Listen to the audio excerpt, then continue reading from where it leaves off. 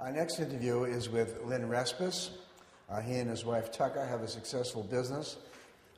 I first met them when they were up in the Boston area, out in Northampton. And Lynn, why don't you just ramble on for a little while, talk a little bit about your early life, your family, your growing up, your education, when you met your wife, your academic experiences, what possessed you to become a bookseller, and just talk a little bit about that. Okay. My dad was in the Navy, so I moved around up and down the East Coast wherever there were submarine bases, which means Norfolk, Virginia, New London, Connecticut, Portsmouth, New Hampshire, Key West, Florida. The only shore duty my father ever had was as head of the rec department in Key West when Harry Truman had his little White House down there. So he took him out deep sea fishing and so forth. North Carolina background, born there but never lived there until I went to college at the University of North Carolina, and went into the service after I finished school there, and worked for a couple of years as sports editor for a small town daily newspaper in the town where I was born, Washington, North Carolina. And found out that probably a life in journalism wasn't going to be what I needed, so went back to graduate school and was working on a master's degree in library science when I was diagnosed with Hodgkin's disease. Late stage. They didn't give me a very good prognosis. Didn't look too good for me there for a while, but since I was needed to stay in school to keep my health insurance, the folks at UNC were nice enough to let me start working on a master's degree in history at the same time that I was working on the degree in library science. So along the way, I took a course in administration of rare books from Paul Cota, who was head of special collections at UNC. This would have been about 1977, 78, somewhere along in there. And one night in class, he brought up a stack of booksellers' catalogs. And I'm not sure, I think I had been in a used bookshop before then, but it was to buy a used paperback of something I wanted to read. I really didn't know anything about the antiquarian book trade at that point, and I was pushing 30 by this time. And of course, I immediately looked over in the right-hand column and saw prices attached to these things. He had brought them up to show us different ways that people describe books, bibliographically and so forth. And one of the books I had bought and read recently was Thomas Pynchon's V, and I'd paid $10 for it new 4 or 5 years before that, and here somebody was asking $65 for it, and my copy was still sitting on the shelf, so I said, man, you mean I can make a quick $50 doing this, selling books like that? And so I went to Paul the next morning and asked what this was all about. And so he opened up his cabinet there for all the booksellers' catalogs. He took me into the stacks and showed me the Z section, where the books about books were, pointed out some of the old biographies and autobiographies of booksellers, Charlie Everett and Rosenbach, the wonderful Fleming biography of Rosenbach. And so I spent most of the rest of the semester learning about bookselling, and while I was doing taking care of the courses and so forth too. In the meantime, the chemotherapy and radiation that I was going through worked, and I went into remission in mid-78, and so just sort of started traveling around to yard sales and thrift shops, and there was a used bookstore in Chapel Hill run by Paul Smith, who had that store, I think, since the 50s anyway, and he also had a store where he and his wife went up to Provincetown in Cape Cod during the summers, and then they would go back to Chapel Hill during the winters. And so that was sort of the only model that I had easily available to me anyway. And it so happened that the next year they went out of business. And I was still sort of spinning wheels about what I wanted to do. I wasn't sure I really wanted to be a librarian. And a friend of mine with whom I'd worked worked on the small newspaper in Eastern North Carolina when I'd been a sports editor, called me one night and said he had gone on with a journalism career and had edited a number of small-town dailies, and said he was at loose ends. And I said, well, would you be interested in opening a used bookstore? So he said, sure. So he came up the next week, and he had $1,000, and we borrowed $1,000 from his cousin, who was going to be a silent partner. And I put up all the books that I had had in reading courses in college and that I had sort of accumulated from the yard sales and so forth. And my father helped us build some shelves, and we put them up in a space there in Chapel Hill and announced that we were booksellers. And so then we took us maybe 3 or 4 months to realize that at the amount of capital we had and the level we were working, this business wasn't going to support one person, much less two. So Tucker wrote him a check for $1,000, and his cousin a check for $1,000, and we owned the business, and we sort of went off from there. And that's sort of the genesis of how it got started. Meanwhile, Tucker, as I was working in graduate school, I'd held various jobs in the library and was an assistant in the undergraduate library, and she was my boss. She was a circulation librarian at the time, and so we got together at that point and were married in 1980. So you married the boss? Yeah, married my boss. Well, that's a new one.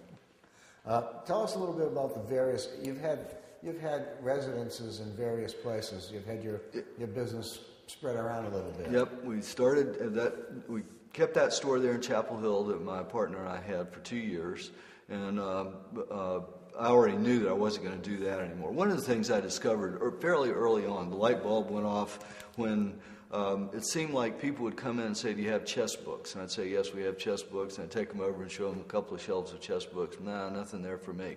So I started thinking, well, geez, how many chess books do I have to get before somebody's going to want chess books? And that's just an example. But I did notice that any time I went out, and of course, this is back in the days when we were using used book price index and this sort of things, and what knowledge you're learning by the seat of the pants you went along. But I noticed that any time I had let's say a good county history of North Carolina or something that I might have put $15 or $20 or $20, didn't stay on the shelf 2 days. Right. So I said, okay, how do I transition from finding these books that people want rather than just putting massive books up on shelves hoping that somebody's going to come by and find something to keep me paying the rent and so forth. So basically we had a Dutch sale and sold the stuff that we had there in the store, and I kept the better things, and we shared a space with Barbara and Dave Wentworth, who are also ABA members, in Brightleaf Square, a renovated tobacco warehouse over in Durham, and we were there for 7 years until 1989. And we were, at that time, we were dealing almost exclusively in Southern-related material, especially North Carolina, Civil War, and hunting and fishing material, which I knew a little bit about from background growing up in various places, hunting and fishing and so forth. So we were tied down a little bit at that time, taking care of Tucker's grandmother, and both of us had always wanted to live by the water, and we both loved New England. So we started scouting around a little bit, places up north, and during those years when we had the shops in North Carolina, I sort of ran an import business. I'd get in the car and drive up to New England and take a loop around through scouting all the bookstores in New Hampshire and Vermont and western Massachusetts and along the Hudson River. And when the car was full after a couple of weeks, also usually tried to work in an auction out at Dick Winans in Northampton, Massachusetts. I'd go back home and get everything priced and put them on the shelves or do a catalog, and then after a few months repeat and do the same thing. So we liked Northampton a lot. That really appealed to us, the 5 colleges out there and the kind of, another academic community with lots going on. Normally the kinds of things you only find in metropolitan areas, but without some of the hassles of New York and Boston and so forth. But we'd also always thought we would want to live near the ocean on the water. And we found Bristol, Rhode Island, and fell in love with it and had a wonderful year there. The folks were nice, and they had probably the best success with house calls ever. We had a lovely little shop on Main Street in Bristol, and had a good time there, but we found out that Rhode Island really just wasn't for us. So we thought that the weather would be a bit more moderate there because the temperatures, the average temperatures during the year were a bit higher than they were in Northampton, but we hadn't counted on the winds coming in off the bay, and it was brutal in November and December. So we pretty quickly made plans to live through our lease on the house that we had rented in our shop space, and moved up to Northampton, where we had 4 really wonderful years from '89 to '93, and at that point we were really growing the business and doing pretty well, doing book fairs and so forth. By this time I'd become a member of ABAA.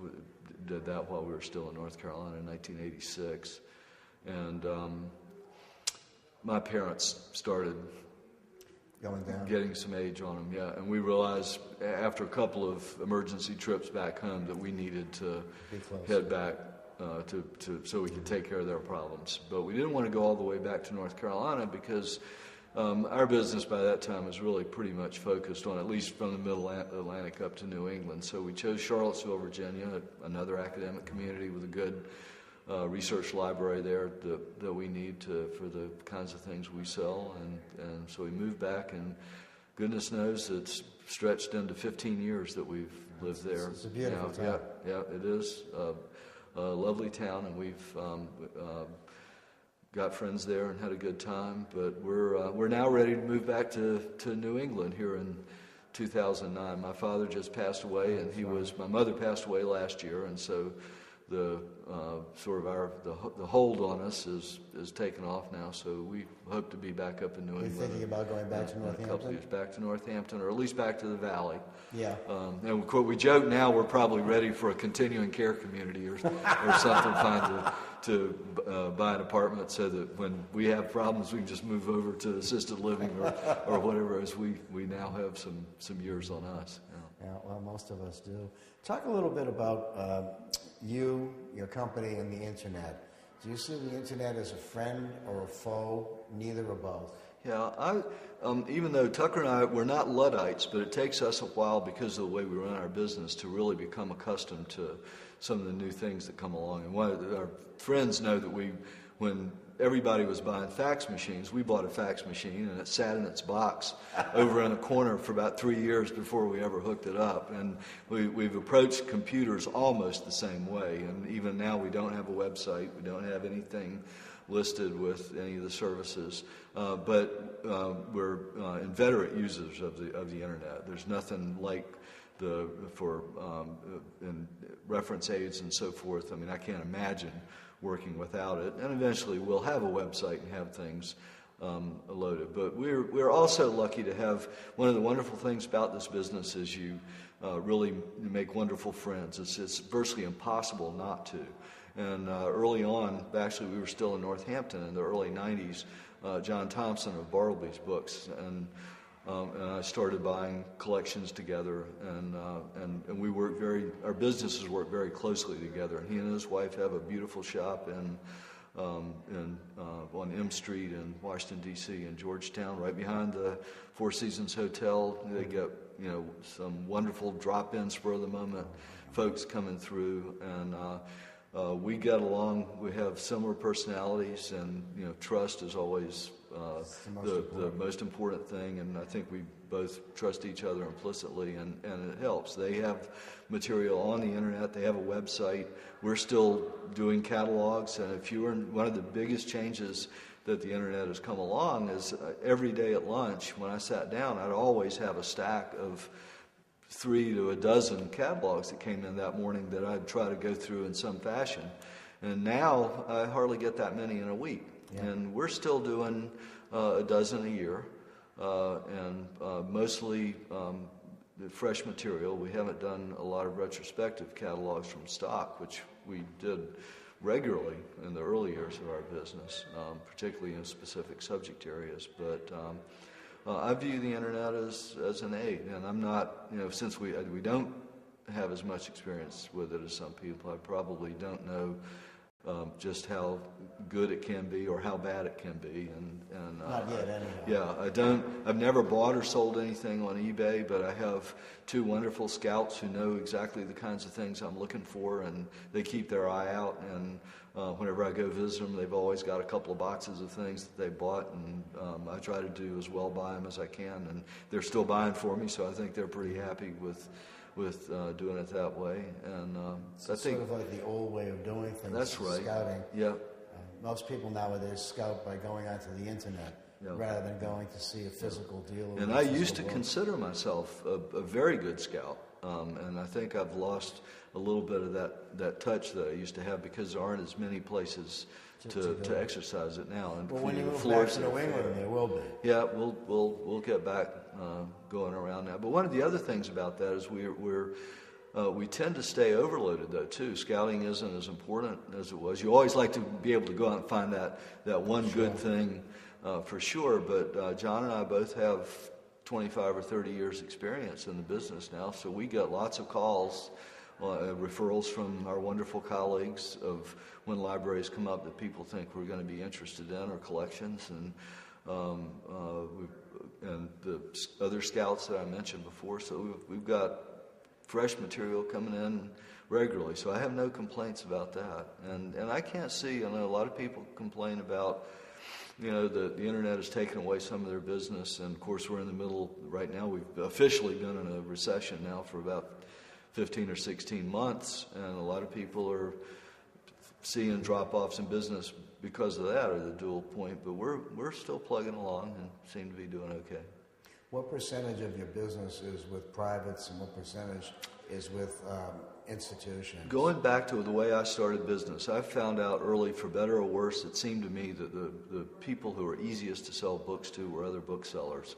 And I've always tried to, and when I was a scout, I was scouting with my colleagues in mind and hoping when I found something good, I tried to price it so that, I probably wasn't giving it away, and a lot of people would probably tell you that I was gouging them or whatever, but nonetheless, it was always pretty successful, and I still sell probably, not by the number of items we sell, but by money, still primarily selling to the trade. And I joke that I'm still, sort of a scout for the trade in some fashion, but it's reality as well. And neither Tucker nor I is very good at retail. I couldn't sell anything. I can buy stuff, I can price it, and then if somebody wants to buy it, then I can write up a ticket for them. But I'm just not I don't have retail skills when it comes down to it. But the big change in our business, Mike, to be honest with you, and it's been ongoing for 15 years, is our institutional sales. The more experience we've had, the longer we've been in business, the more people we've met, the more special collections librarians and folks. So now we still sell probably by money, mostly to the trade, but most of the rest now is to institutions. We have our private customers. We have great private customers, and they're friends. We visit in their homes, and we love to look at their libraries and so forth, but not enough to keep our business going. And of course, another problem with the economics we've got right now is that we know that all of those wonderful endowments are, a lot of the money is gone, and certainly the interest coming back is less than it was. So there's going to be less of that, at least for the foreseeable future, I guess. What do you see as some of the challenges for booksellers as we go forward? Well, I think in some ways I'm glad I'm not a young person coming into the trade now. I think that's really is a big challenge. I think it'd be very difficult to start off in the trade the way I did. I'm not sure it's a good idea to start off in the trade the way I did, for starters. I mean, I'm proud that basically I just started with nothing and built the business to where it is now, but nonetheless, I think probably if I would have been better off if I'd gotten a job with an established bookseller and learned the ropes. I would have done in-runs around a lot of problems that took me a while to work out. And I think for younger booksellers, There are only so many businesses. I mean, most antiquarian book businesses are driven by an individual, and it all has the personality of the individual. And luckily, we do have some businesses like the Bowmans and Jim Cummins and Bill Reese and other people who can hire folks and give younger people a chance. And I think it's wonderful. I know you go back to I didn't know Warren Howell in San Francisco, but now a lot of the booksellers my age or even a little older got their start. Working with him and other places too. I know. So I know that's one big problem. And I think capital is always a problem. This, so you can only this is a capital-intensive business, and you can only move along at the rate that you can turn things over and have enough money to buy the next good book or the next good collection, or whatever. And I think I still sell scholarly books, and I think that's tough. And I think it's going to be the internet is the greatest place in the world if you're looking for a specific book by a specific author that was published here. Boy, just pull up Adol or Via Libre or something, and you probably have a half a dozen or 100 different copies to look at to decide which one suits you by price or condition or whatever. And I know my friends who are now still running old used bookshops, old scholarly books and readers' books and so forth, are really having a tough time because people are using the internet for that so much. But as my business has gone on over the years, we're now selling things that I call sort of things that somehow fell through the cracks. Manuscripts, autographs, photographs, collections of manuscripts and photographs, broadsides, privately printed things, ephemera of all kinds that somehow institutions missed along the way that they really need to sort of fill out their collections. And so we're sort of moving away, leaving the scholarly book behind, even though we still have and I'll probably always have some, and moving more into the kinds of things that once you've got it, it's pretty much a unique item, and then it's just a matter of finding somebody who needs it or wants it. Talk a little bit about the trade as a trade. There are many of us who are over 60 who are the sort of stalwarts of the trade and the ABAA, and many of us do not see a group coming in to take our place. We wonder whether there'll be an ABAA or an ILAB as time goes on. What's your feeling? Well, I don't think I've really got my finger on that pulse either in some ways, because by the time I became a member of ABAA in 1986, I think it was, there had already been that big growth in the 60s or 70s where it had gone from 100 or so members up to, by the time I became a member, there were 450 members. And so I've been a member now for over 20 years, 23 years.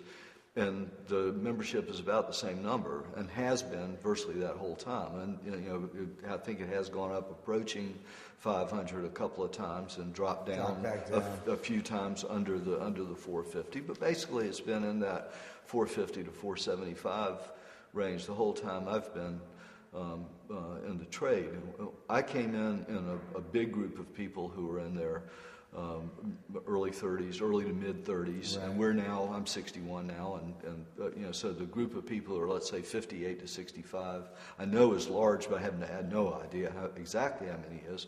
But I still look at the people. Always say, well, there are no younger people coming in, and there are younger people coming in. And I know it's a matter of are there enough, but Jeff Hirsch and Harper Levine and Mike Vinson is older, but he's still 50, and they're always sort of, I consider a young bookseller sort of mid-30s to 50. Yeah. Because most people in our trade already, had done something else, or it just takes a while to build up some money, to get the knowledge. There were collectors, there were lawyers who didn't really like being lawyers.